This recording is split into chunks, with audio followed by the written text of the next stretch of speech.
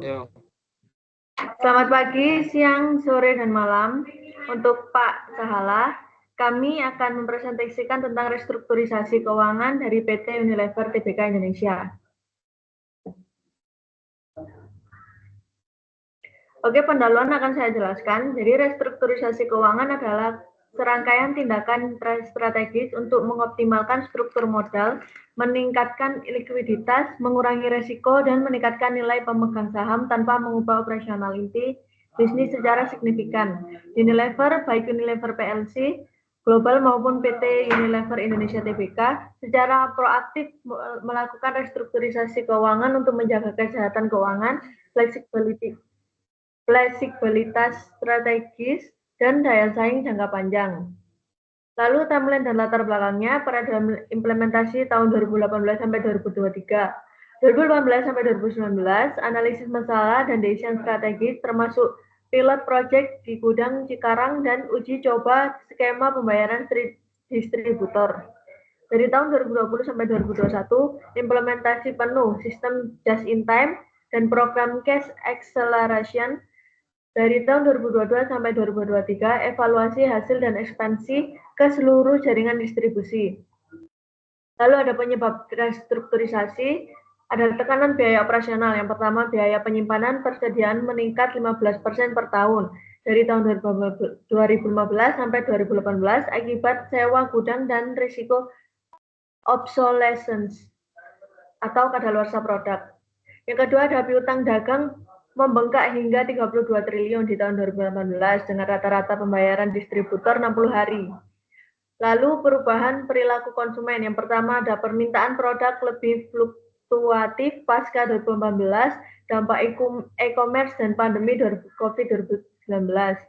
Lalu kemudian ada kebutuhan respons cepat terhadap tren pasar fast moving consumer goods.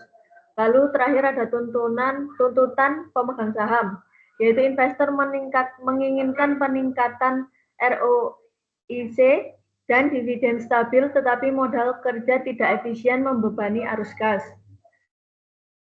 Selanjutnya akan dijelaskan oleh Rudi.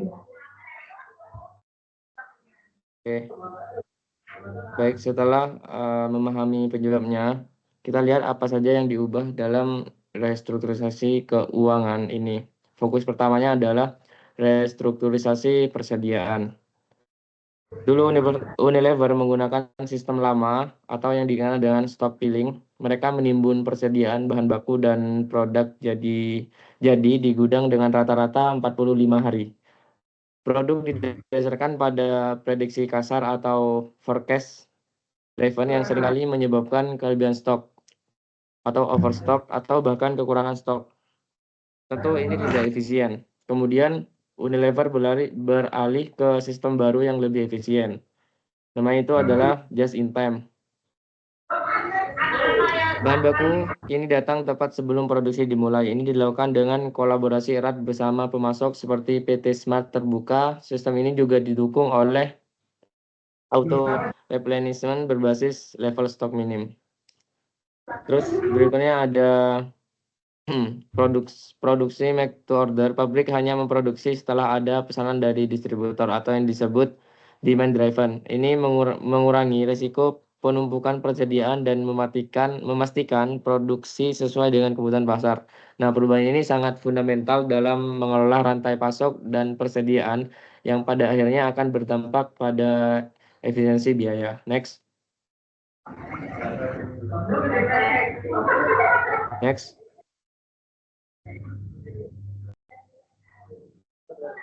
Nah, selain persediaan, area penting lainnya yang direstrukturisasi adalah piutang.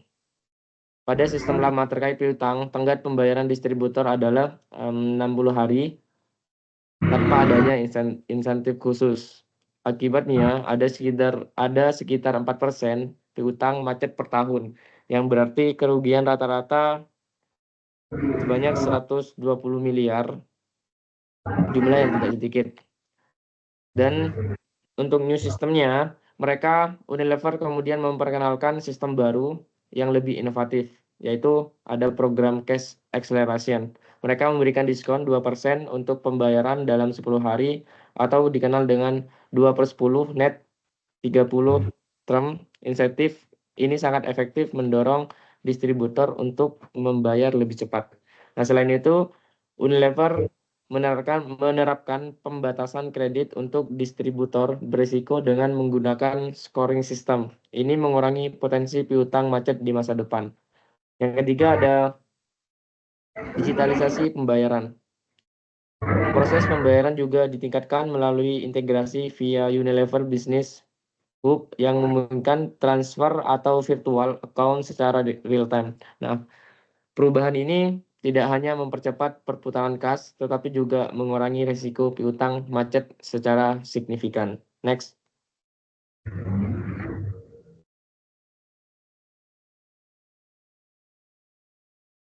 Nah, setelah mengetahui apa yang diubah, mari kita bahas bagaimana implementasi restrukturisasi ini dilakukan. Nah, proses dibagi menjadi beberapa fase. Fase pertama, pada fase 1 assessment pada tahun 2018 sampai 2019. Pada fase ini, Unilever melakukan pemetaan rantai pasok secara menyeluruh dan analisis data piutang untuk mendapatkan gambar yang jelas. Mereka juga melakukan uji coba JIT di pabrik Cikarang dan pilot project diskon pembayaran cepat. Ini adalah tahapan pengujian konsep sebelum diimplementasikan secara luas. Yang kedua ada fase rollout pada 2020 sampai 2021. Nah, setelah uji coba berhasil, Unilever mulai melakukan pelatihan tim logistik dan distributor agar mereka memahami sistem baru ini. Integrasi sistem IT dengan pemasok melalui supplier portal juga dilakukan untuk memastikan kelancaran alur informasi dan proses. Yang ketiga ada fase scaling pada tahun 2022 sampai 2023. Nah, pada fase ini, restrukturisasi diperluas ke seluruh jaringan distribusi utama, mencakup wilayah Jawa, Sumatera, dan Kalimantan. Unilever juga mulai menggunakan AI, demand forecasting atau prediksi permintaan berbasis kecerdasan buatan berkolaborasi dengan Google Cloud untuk meningkatkan akurasi dalam perencanaan produksi. Nah, setiap fase ini saling melengkapi, menunjukkan pendekatan yang sistematis dan terencana dalam mengimplementasikan perubahan besar. Next. Melanjutkan bagaimana implementasi dilakukan oleh PT Unilever Indonesia. Yang terakhir itu adalah dari teknologi pendukung, yaitu AI dan IoT di gudang, yaitu sensor RFID untuk lacak stok real time dan algoritma prediksi permintaan berbasis data historis dan tren pasar.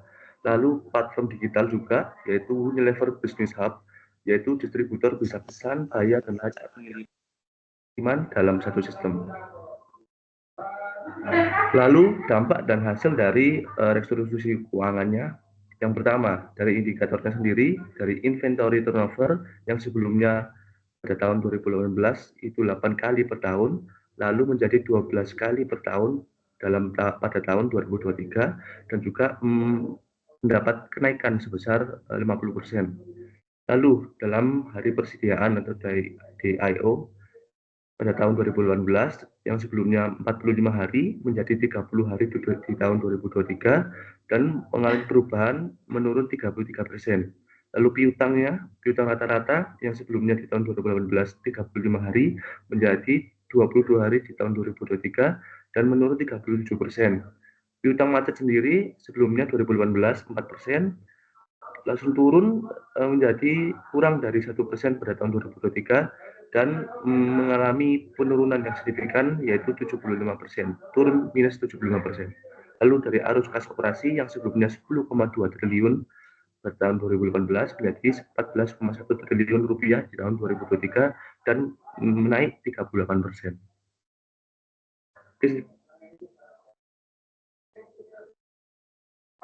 Kesimpulannya, restrukturisasi modal kerja Unilever adalah contoh transformasi operasional berbasis data dan teknologi dengan hasil yang efisien persediaan, yaitu perputaran stok 12 kali per tahun, hingga kurangi gaya gedung. Lalu piutangnya lebih cepat, yaitu DSO 22 hari, menjadi tambahan kas 3,9 triliun rupiah.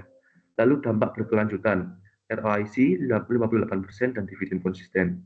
Dan perlu diingat, sebagai pesan dari kelompok kami, restrukturisasi bukan hanya untuk perusahaan bermasalah saja, tapi alat strategis perusahaan sehat seperti Unilever ini untuk memaksimalkan nilai pemegang saham. Sekian presentasi dari kami. Terima kasih.